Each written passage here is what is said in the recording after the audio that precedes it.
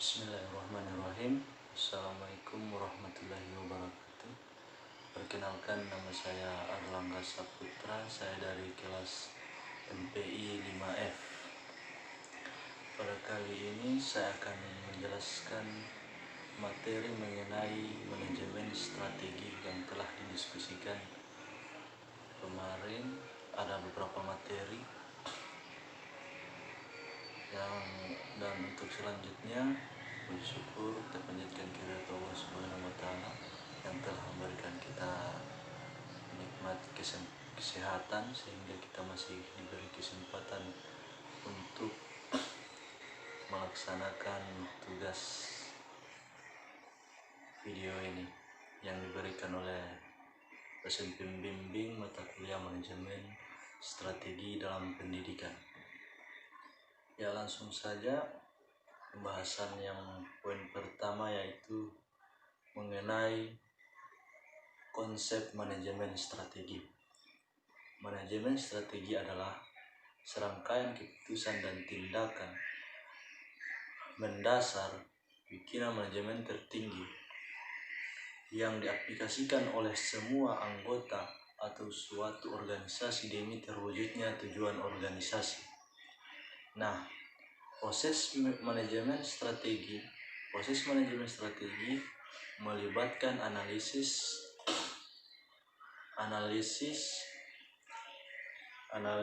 dan kerja. Langkah pertama perusahaan dalam proses ini adalah menganalisis lingkungan eksternal dan organisasi internalnya untuk menentukan sumber daya, kapabilitas, dan kompetensi utamanya. Analisis ini menjadi landasan strategi. Proses pengambilan keputusan menurut Elbing ada 5 langkah proses pengambilan keputusan. Yang pertama, identifikasi dan diagnosa masalah. Yang kedua, pengumpulan dan analisis data yang relevan. Yang ketiga, pengembangan dan evaluasi alternatif. Yang keempat, pemilihan alternatif terbaik. Yang terakhir, yang kelima, yaitu implementasi keputusan dan evaluasi terhadap hasil-hasil. Nah, selanjutnya kita membahas tentang mengenai tingkatan strategi. Tingkatan strategi ada beberapa bagian. Yang pertama pada level korupsi, dan yang kedua sub unit bisnis, yang ketiga tingkat fungsional. Karakteristik komponen, dimensi, dan proses manajemen strategi dalam pendidikan. Ada beberapa pembahasan mengenai, yaitu definisi manajemen strategi. Manajemen strategi adalah sebagai seni dan ilmu pengetahuan yang merumuskan, mengimplementasikan, dan memungkinkannya suatu organisasi mencapai tujuan-tujuannya. Menurut Ahmad Khori, karakteristik manajemen strategi ada beberapa bagian juga, yaitu perencanaan berskala besar, kedua rencana strategi berorientasi ke masa depan, ketiga visi dan misi organisasi, yang keempat adanya keterlibatan pemimpin puncak dalam penyusunan rencana strategi, yang kelima dan terakhir hasil rumus rencana strategi diimplementasikan melalui fungsi manajemen. Nah, komponen-komponen manajemen strategi dalam dunia pendidikan ada dua bagian. Yang pertama komponen rencana strategi, yang kedua komponen pelaksanaan strategi. Dimensi manajemen dalam dunia pendidikan terbagi beberapa bagian. Ada dimensi keterlibatan manajemen puncak, yang ada juga dimensi alokasi dana, sarana dan prasarana. Yang ketiga dimensi waktu keputusan strategi. Yang keempat dimensi orientasi masa depan. Yang kelima, konsekuensi isu strategi yang multifasi. Yang kelima, dimensi lingkungan eksternal. Nah, untuk selanjutnya kita membahas lagi mengenai proses manajemen strategi dalam dunia pendidikan. David mengatakan terdapat 3 dalam tahap proses manajemen strategi. Ada 3. Yang pertama, perumusan strategi. Yang kedua, implementasi strategi. Yang ketiga, evaluasi strategi. Kita membahas poin ketiga yang mengenai anatomi manajemen strategi. Nah, di sini juga dia membahas mengenai pengertian manajemen strategi. Manajemen strategi dalam implementasinya ditentukan oleh tahapan identifikasi lingkungan, perumusan strategi, implementasi strategi, pemantauan, dan evaluasi strategi. Dalam poin ketiga ini ada beberapa pembahasan. Yang pertama mengenai peran manajemen strategi, yaitu besarnya peranan manajemen strategi semakin banyak diakui pada masa-masa ini dibanding masa-masa sebelumnya.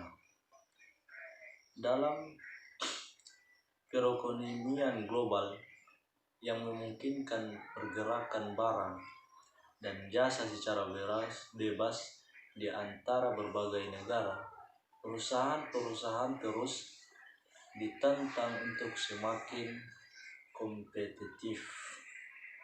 Nah, pembahasannya yang kedua di poin ketiga yaitu mengenai pentingnya manajemen strategi dalam perusahaan. Kita akan sebutkan beberapa bagian dalam ini, yaitu yang pertama memberi arah jangka panjang yang akan dituju. Yang kedua, membantu perusahaan atau organisasi berpartisipasi pada perubahan-perubahan yang terjadi. Yang ketiga, membuat suatu perusahaan atau organisasi menjadi lebih baik atau lebih aktif. Selanjutnya, identifikasi keunggulan komparatif suatu perusahaan atau organisasi dalam lingkungan yang semakin berisiko. Yang berikutnya lagi, aktivitas yang tumpang tindih akan dikurangi. Dan berikutnya, keengganan untuk berubah dari karyawan lama dapat dikurangi. Yang selanjutnya lagi, keterlibatan karyawan dalam perubahan strategi akan lebih memotivasi mereka pada tahap pelaksanaannya. Dan yang terakhir, kegiatan pembuatan strategi akan mempertinggi kemampuan perusahaan atau organisasi tersebut untuk mencegahnya munculnya masalah di masa yang akan datang. Tahap selanjutnya dalam pembahasan poin ketiga ini yaitu tahap evaluasi. Tahap evaluasi ada 3 bagian, yaitu meninjau faktor-faktor eksternal dan internal yang menjadi dasar strategi yang sekarang. Yang kedua, mengukur prestasi. Dan yang ketiga, mengambil tindakan korektif. Aktivitas perumusan strategi, implementasi, dan evaluasi terjadi di 3 tingkat hierarki dalam organisasi yang besar, yaitu korporasi, divisi atau unit bisnis strategi, dan atau fungsional. Kita beralih ke poin keempat yang berjudul analisis lingkungan eksternal dan internal. Lingkungan internal merupakan lingkungan yang berada di dalam organisasi atau lembaga tersebut.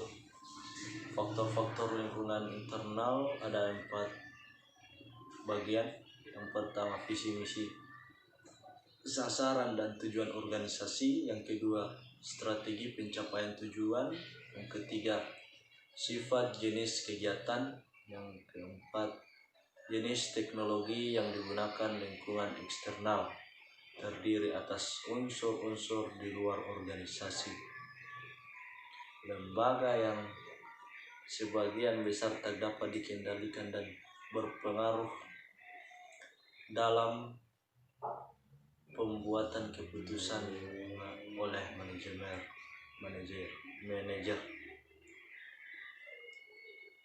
Dan poin berikutnya, lanjutan dari poin keempat, yaitu faktor-faktor lingkungan eksternal. Ada 3 juga faktor-faktor lingkungan eksternal, yaitu sosial budaya masyarakat. Yang kedua, kebijakan pemerintah. Yang keempat, perkembangan ilmu pengetahuan dan teknologi. Kita beralih lagi ke poin kelima. Poin kelima yang membahas mengenai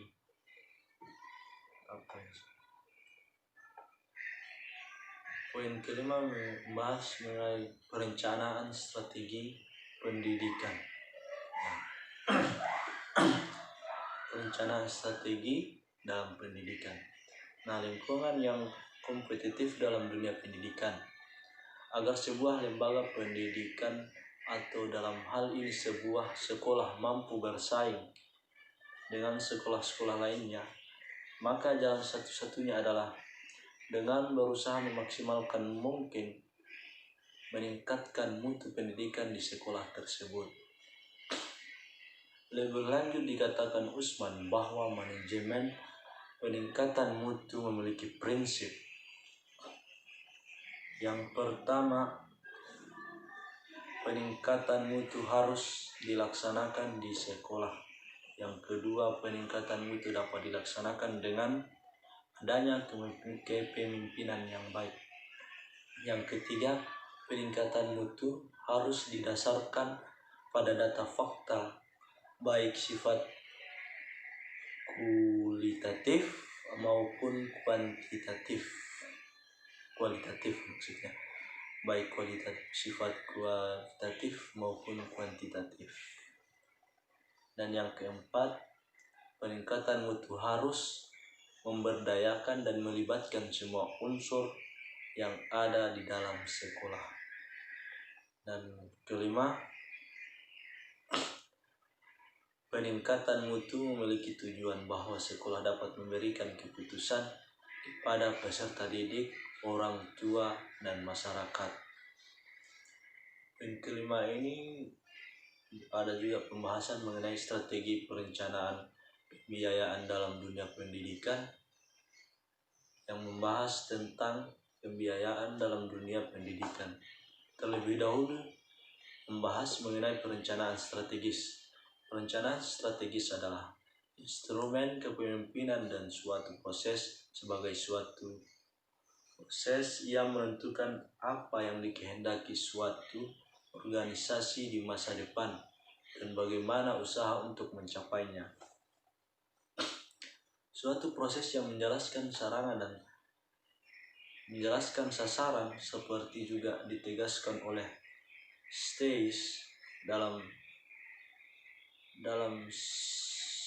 Salusu bahwa perencanaan strategis sebagai komponen dari manajemen strategi bertugas untuk menjelaskan tujuan dan sarana memilih sebagai kebijaksanaan, terutama dalam memperoleh dan mengalokasikan sumber daya, serta menciptakan suatu pedoman dalam menerjemahkan kebijaksanaan organisasi.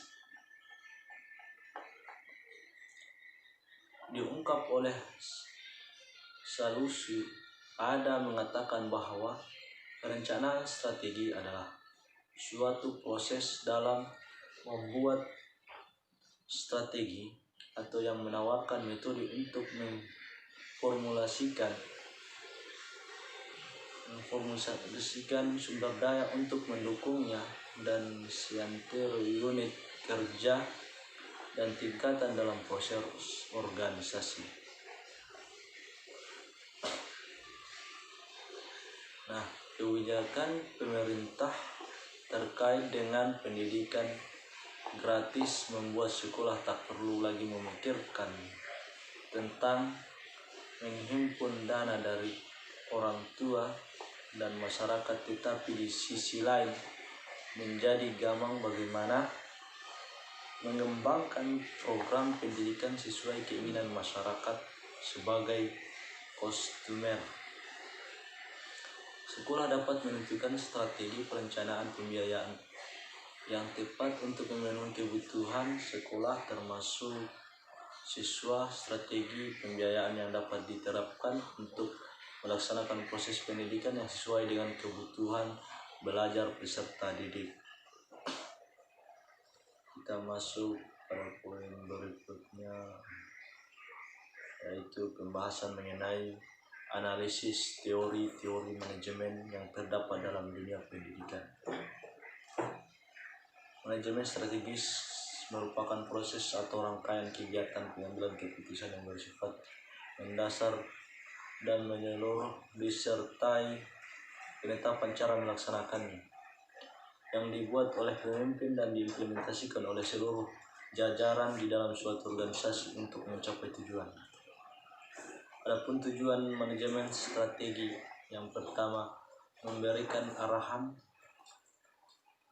pencapaian tujuan organisasi atau perusahaan. Dalam hal ini, manajemen strategi harus mampu menunjukkan kepada semua pihak di mana arah tujuan organisasi atau perusahaan atau lembaga pendidikan.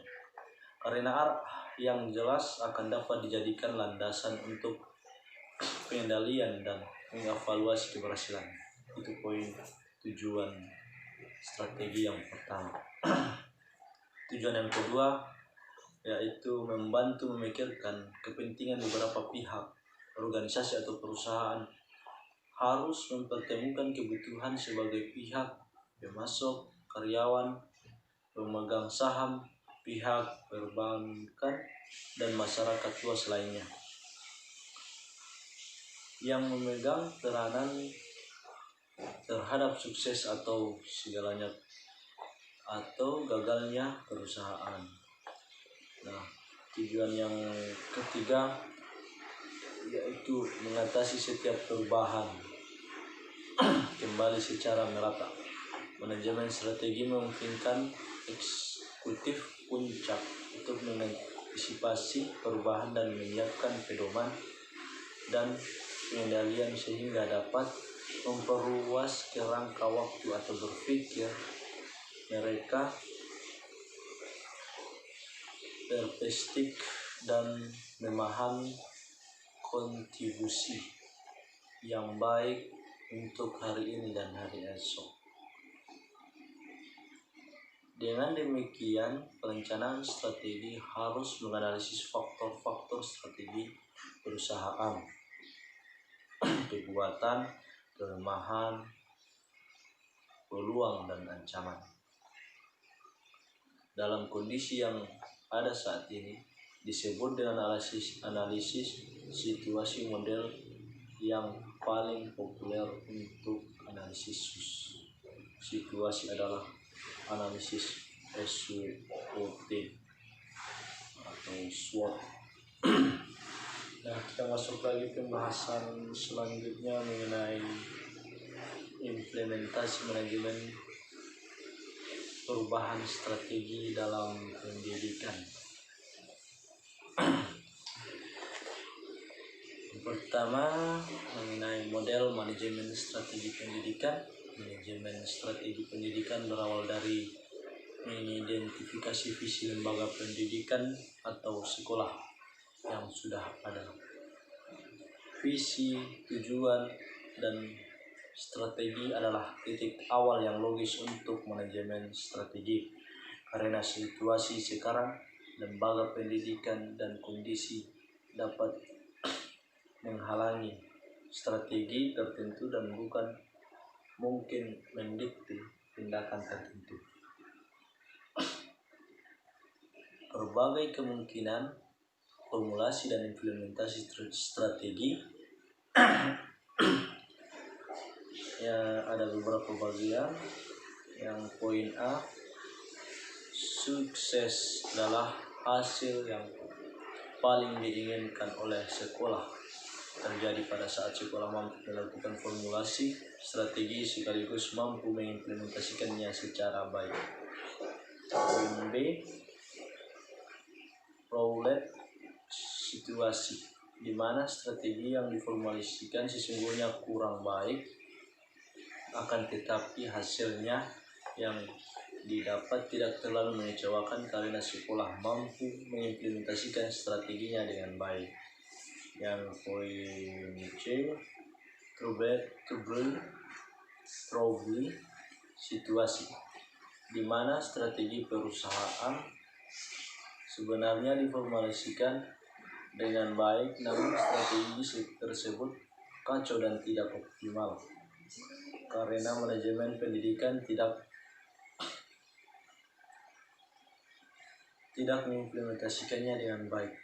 Yang poin terakhir yaitu poin D, yaitu failure, merupakan hasil yang buruk dan yang paling tidak diinginkan oleh manajemen pendidikan. Nah,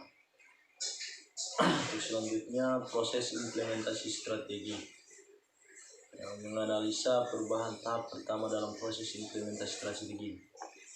Tujuannya untuk memberikan gagasan yang jelas dan terperinci mengenai beberapa banyak sekolah harus berubah agar berhasil dalam mengimplementasikan strateginya.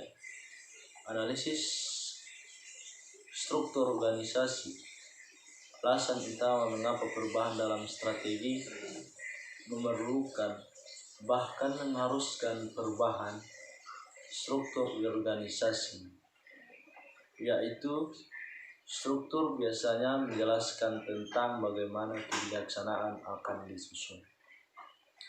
Ya, kita masuk ke pembahasan poin berikutnya mengenai implementasi teori-teori manajemen strategi dalam dunia pendidikan. Pertama, pengertian manajemen strategi. Di poin yang ini juga membahas mengenai manajemen strategi. Dia menjelaskan manajemen strategi secara teori.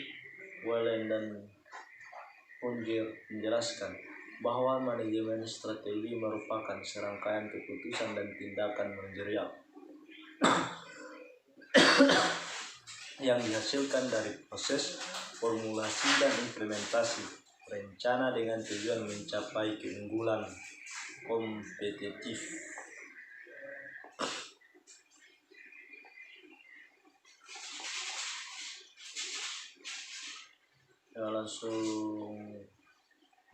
Kita langsung saja ke poin berikut mengenai pembahasan manfaat manajemen strategi, yaitu evaluasi manajemen strategi dalam meningkatkan mutu pendidikan. Dia juga membahas mengenai pengertian manajemen strategi. Manajemen di sini, manajemen strategi adalah apa yang dilakukan manajer untuk mengembangkan strategi organisasi. Ini merupakan tugas penting yang melibatkan suatu fungsi manajemen dasar. Nah, adapun pentingnya manajemen strategi, yang pertama, alasan pertama yang paling penting adalah bahwa hal itu dapat membedakan seberapa baik kinerja perusahaan. Alasan yang kedua, hal tersebut penting berhubungan dengan fakta bahwa manajer di semua jenis dan ukuran organisasi terus menghadapi situasi yang berubah. Yang alasan yang terakhir, yaitu yang ketiga, manajemen merupakan hal penting karena organisasi bersifat kompleks dan beragam. Nah, implementasi manajemen strategi dalam meningkatkan mutu pendidikan yaitu implementasi strategi adalah proses manajemen mewujudkan strateginya dalam membentuk program, prosedur, anggaran, serta pengembangan strategi dalam bentuk tindakan.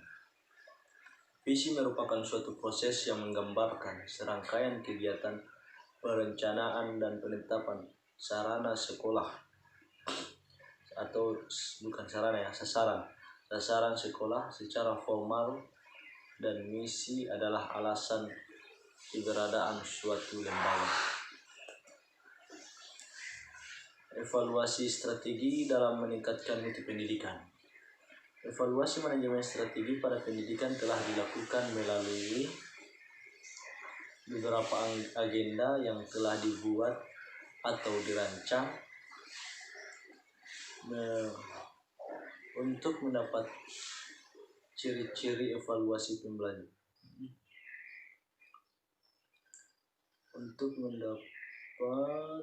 Untuk mendapatkan informasi dan kebijakan pendidikan yang berlaku. Nah, jenis dan ciri-ciri evaluasi pembelajaran dalam melaksanakan evaluasi untuk pendidikan. Yang pertama, penilaian formatif. Yang kedua, penilaian sumatif. Yang ketiga, penilaian diagnostik. Yang keempat, penilaian selektif. Yang kelima atau yang terakhir yaitu penilaian penempatan.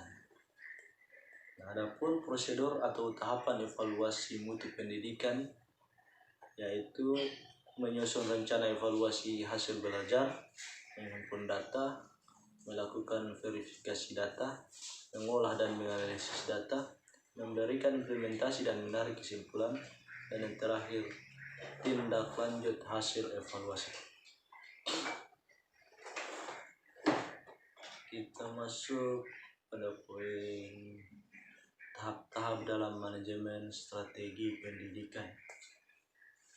Manajemen strategi pendidikan merupakan suatu proses yang terdiri dari 3 kegiatan, antara lain perumusan strategi adalah yang pertama perumusan strategi, yang kedua implementasi strategi, dan yang ketiga evaluasi strategi. Tahap-tahap manajemen strategi pendidikan. Ada beberapa tahap manajemen strategi pendidikan. Yang pertama strategi agresif, kedua konservatif, yang ketiga strategi defensif, yang keempat strategi kompetitif, yang kelima strategi inovatif, yang keenam strategi diverifikasi, yang terakhir strategi preventif. Pembahasan selanjutnya model Blaine-Scherrer dalam manajemen sekolah. Blaine-Scherrer merupakan suatu sistem manajemen strategi atau lebih tepat dinamakan strategi based responsibility accounting system yang menjabarkan misi dan strategi suatu organisasi ke dalam tujuan operasional dan tolak ukur kinerja perusahaan tersebut. Kita masuk ke poin berikut mengenai yang berikut yaitu kesalahan dalam proses manajemen. Kesalahan dalam proses manajemen ada beberapa, yaitu perencanaan, yaitu proses kegiatan memikirkan hal-hal yang akan dikerjakan dengan sumber yang dimiliki, menentukan prioritas ke depan agar dapat belajar sesuai dengan tujuan organisasi. Di sini dia membahas mengenai pengertian manajemen strategi. menurut para ahli. Yang pertama, manajemen strategi adalah serangkaian keputusan dan tindakan manajerial untuk menentukan kinerja perusahaan dalam jangka panjang. Yang kedua, manajemen strategi adalah suatu seni dan ilmu dari perbuatan, penerapan dan evaluasi keputusan-keputusan strategi dan antara fungsi-fungsi yang memungkinkan sebuah organisasi mencapai tujuan yang akan datang di masa depan. Adapun kesalahan manajemen, ketidakmampuan memprediksi perubahan atau masalah lingkungan eksternal yang dapat berubah. Yang pertama, perkembangan inovasi produk jasa baru. Yang kedua perubahan peraturan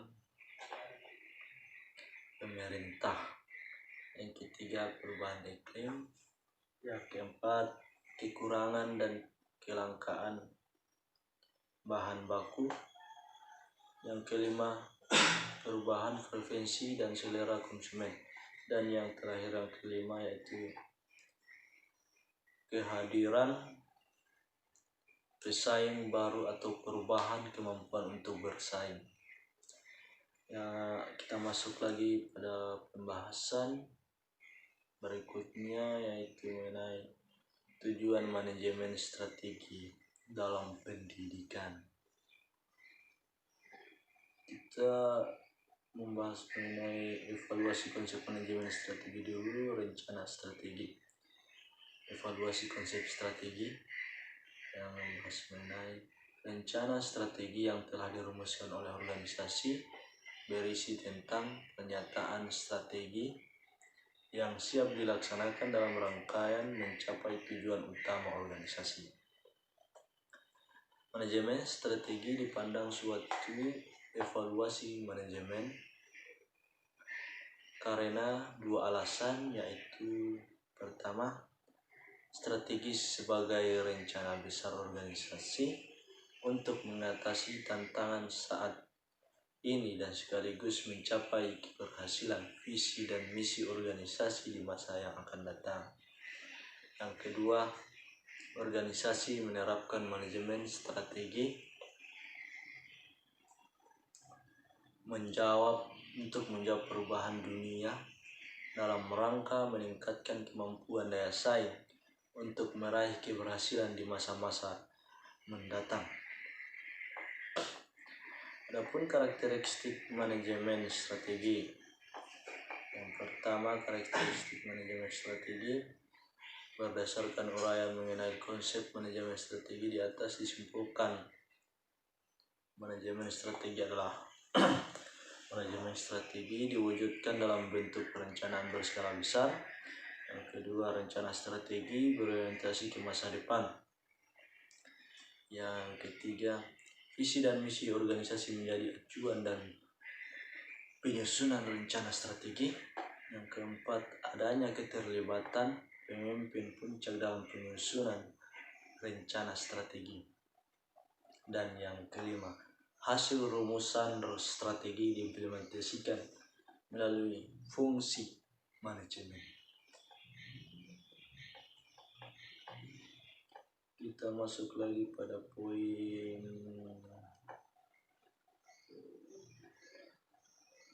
evaluasi. Kita masuk pada poin pembahasan evaluasi manajemen strategi.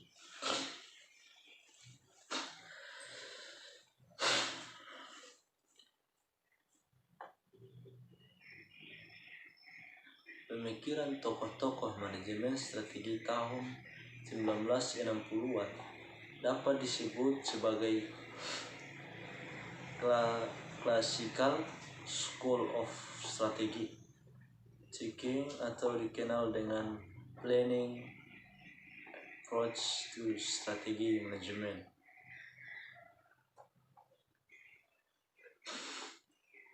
Mereka mengemukakan beberapa pemikiran keliru tentang perencanaan, yaitu fallacy of formalization dengan fallacy of predetermination, fallacy of determination.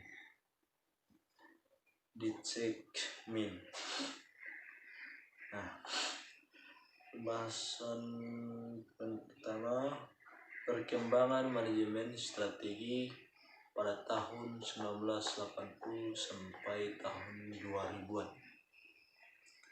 Tahun 1980 sampai 2000 diwarnai dengan dua pemikiran yang berbeda. Diawali oleh pemikiran Porter tentang pentingnya lingkungan eksternal, tetapi diakhiri pada tahun 1980 pemikiran Reschke mulai mendominasi pemikiran strategi perusahaan. Di tahun 2000-an, strategi perusahaan bergeser menuju usaha mengabaikan kompetisi. Poin kedua membahas mengenai hierarki manajemen strategi, yaitu manajemen strategi adalah ilmu mengenai perumusan, pelaksanaan, dan evaluasi keputusan-keputusan lintas fungsi yang memungkinkan organisasi mencapai tujuannya. Itu menurut Fred R. David. Dan menurut Hussein Umar, manajemen strategik adalah sebagai suatu seni dan ilmu dalam hal perubahan, penerapan, dan evaluasi. Keputusan-keputusan strategi antara fungsi yang memungkinkan sebuah organisasi mencapai tujuannya pada masa mendatang. Kita bahas mengenai hierarki manajemen strategi. Yang pertama, strategi korporasi atau level Debdickness. Strategi tingkat korporasi disusun pada tingkatan tertinggi dalam lembaga pendidikan, membahas tentang pilihan rencana strategis, pengalokasian sumber daya. Level korporasi, seorang pemimpin organisasi lembaga pendidikan mengordinasi aktivitas tiap unit kerja yang terpisah secara eksternal.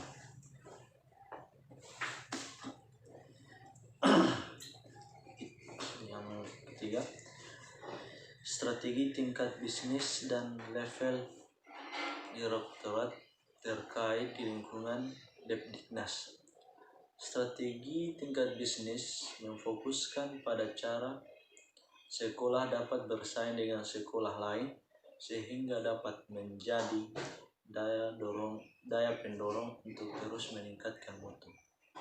Kita masuk lagi pada strategi fungsional di jajaran bidang seksi-seksi dan sekolah. Strategi ini di tingkat fungsi nasional mempunyai ruang lingkup yang lebih sempit dan strategis bisnis.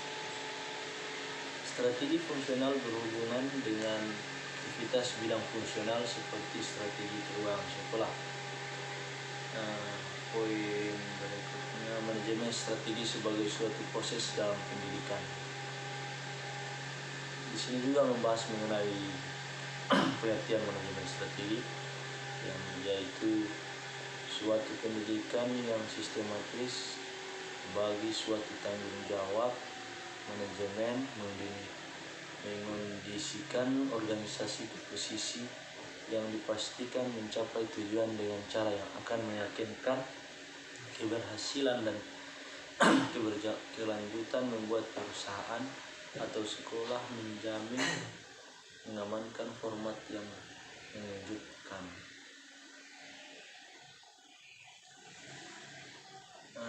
Proses dalam manajemen strategi. yang membahas mengenai langkah-langkah dalam melaksanakan manajemen strategi.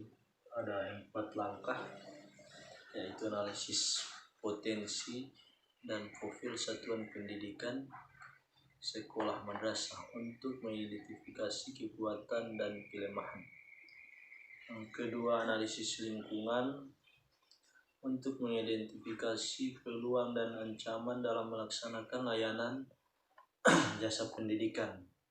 Yang ketiga, menetapkan visi dan misi berdasarkan analisis potensi dan lingkungan sebagai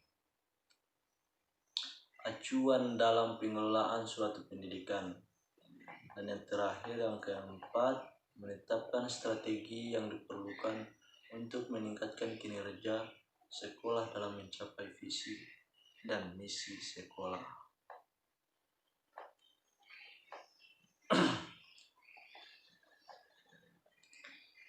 Termasuk pada poin formulasi strategi lembaga pendidikan dalam upaya peningkatan mutu. Strategi formulasi atau perumusan strategi adalah proses menetapkan program atau rencana yang dilaksanakan perusahaan, lembaga pendidikan, atau suatu organisasi dengan tujuan akhir yang ingin pendidikan atau suatu organisasi dengan tujuan akhir yang ingin dicapainya serta cara yang akan digunakan untuk mencapai tujuan akhir tersebut. Dalam hal ini, organisasi harus merumuskan visi misi tujuan, mencermati lingkungan internal dan eksternal, serta membuat kesimpulan analisis faktor internal dan eksternal. Yang berikut mengenai formulasi visi dan misi sekolah. Madrasah Ibtidaiyah Swasta Tambalo yang visinya menjadikan madrasah sebagai pusat pendidikan sumber daya manusia berkualitas, dan misinya meningkatkan disiplin kerja sebagai motor bergerak keberhasilan untuk pendidikan, meningkatkan profesional tenaga pendidikan dan kependidikan, menyediakan sarana dan prasarana yang memadai untuk menunjang pelaksanaan KBM, dan menjadikan madrasah yang diminati oleh masyarakat. Adapun tujuan-tujuannya yaitu memberikan bekal kemampuan baca tulis dan menghitung. Kedua, menyiapkan siswa lulusan yang berkualitas sehingga mampu membaca Al-Quran. Yang ketiga, membimbing serta membina siswa untuk menjadikan manusia yang berakhlak mulia serta berkepribadian yang luhur. Yang terakhir, membina siswa agar dapat meningkatkan prestasi belajar sehingga dapat berkompetensi di tingkatan kabupaten provinsi. Ya, kita masuk pembahasan kelima mengenai manfaat manajemen strategi dalam pendidikan. Manfaat utama penerapan prinsip manajemen strategi di dalam lembaga pendidikan adalah membantu lembaga pendidikan merumuskan strategi yang lebih tepat dan menggunakan pendekatan sistematis, logis, dan rasional pada proses pemilihan strategi pengelolaan pendidikan global yang terus mengalami perubahan. Kita masuk pada poin selanjutnya lagi mengenai penggunaan manajemen berbasis sekolah dalam meningkatkan mutu pendidikan atau MBS. Manajemen berbasis sekolah adalah salah satu model reformasi birokrasi sebagai konsekuensi desentralisasi dalam dunia pendidikan untuk menciptakan suatu bentuk sekolah masa depan yang lebih baik dibandingkan dengan masa sebelumnya. Tujuan utamanya manajemen berbasis sekolah adalah meningkatkan efisiensi mutu dan pemerataan pendidikan. Peningkatan efisiensi diperoleh melalui kelulusan mengelola sumber daya yang ada, berpartisipasi masyarakat, dan menyederhana birokrasi. Penggunaan manajemen berbasis sekolah dalam peningkatan mutu pendidikan. Dalam menguraikan karakteristik MBS atau manajemen berbasis sekolah, pendekatan sistem seperti input, proses, atau output harus digunakan untuk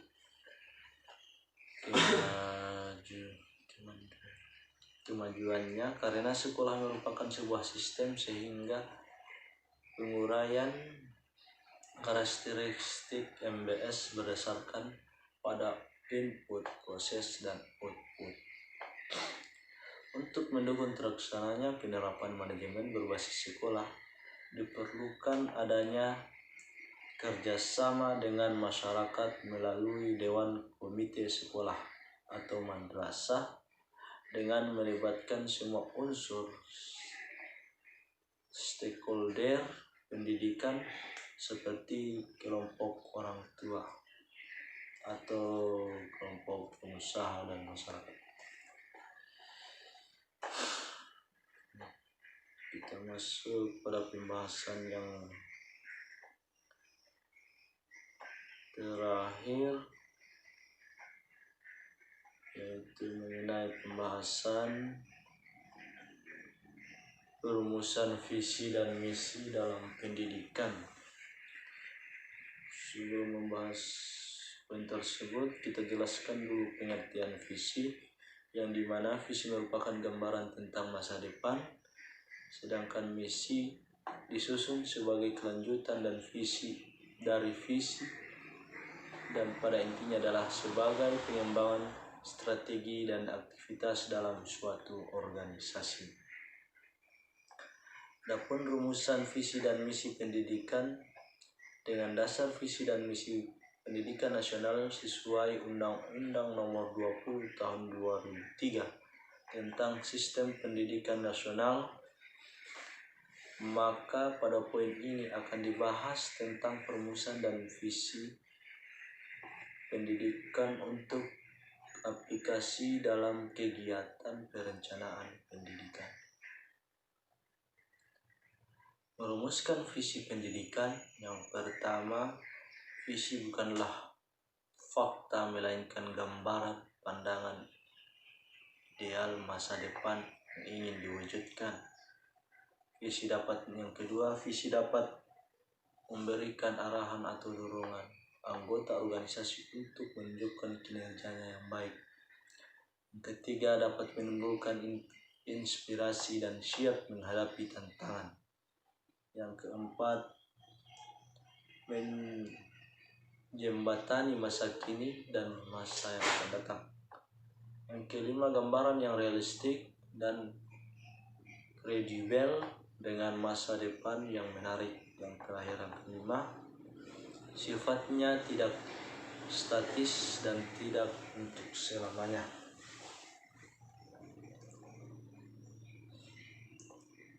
Ya, kita bahas lagi mengenai manajemen strategi sekolah dalam menghadapi persaingan mutu.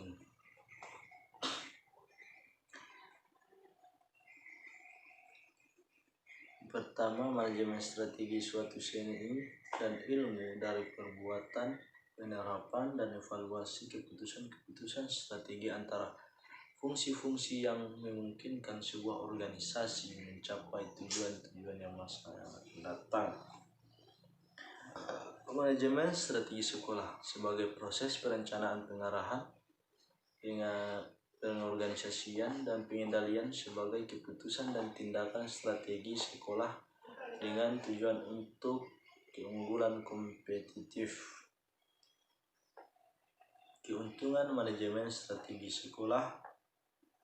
Yang pertama, kegiatan formalisasi strategi memperkuat kemampuan sekolah menghindari masalah. Keputusan strategi berdasarkan kelompok niscaya merupakan keputusan alternatif terbaik. Dan yang ketiga, keterlibatan pegawai dalam menformulasi keputusan akan meningkatkan pemahaman mereka dan meningkatkan motivasi kerja. Tahapan-tahapan dalam manajemen strategi. Yang pertama, perencanaan.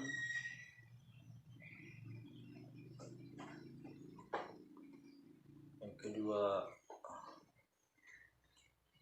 pelaksanaan. Yang ketiga, evaluasi. Nah, peningkatan mutu pendidikan dibahas juga. Mutu pendidikan adalah derajat keunggulan dalam pengelolaan pendidikan secara efektif dan efisien untuk melahirkan keunggulan akademis dan ekstrakurikuler pada peserta didik yang dinyatakan lulus atau satu jenjang pendidikan atau menyelesaikan pembelajaran. Ya, kita masuk pada pembahasan yang terakhir mengenai